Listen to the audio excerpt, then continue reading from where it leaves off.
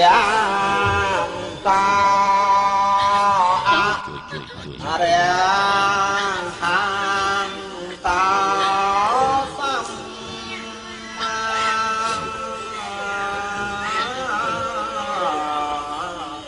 សំ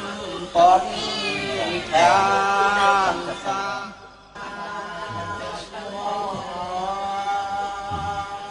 ណាលបងសុនណាកាត់ចិត្តខ្លះទៅនុតអើយនុតมันគួរអាយុខ្លីអញ្ចឹងសោះទុំព្រលឹងនេះជាសម្បត្តិធ្វើដំណើររបស់នាងហើយចូលនាងកាន់ឲ្យជាប់ដើម្បីធ្វើដំណើរចូលទៅថ្វាយបង្គំព្រះចលមនីចេតិយព្រោះនាងនៅតែម្នាក់ឯងគ្មាននរណានាំផ្លូវទេ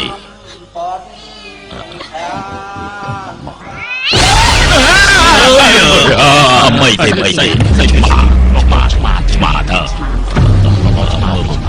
ជួយរៀបចំមកនាងไ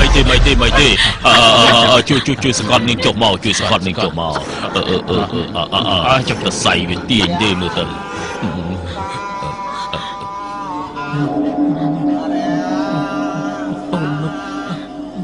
នៅទៅអូន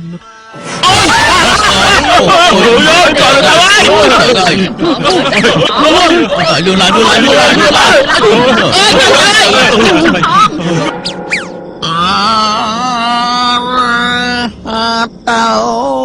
សម្មាតោទៅអើយសនើហើយ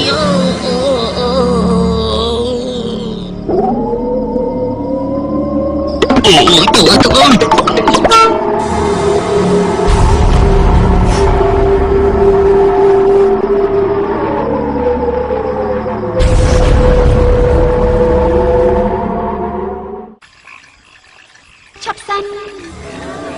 បូអើយឆាប់សិនអាចខ្ញុំសុំបាយសាទៅរកប្តីខ្ញុំផង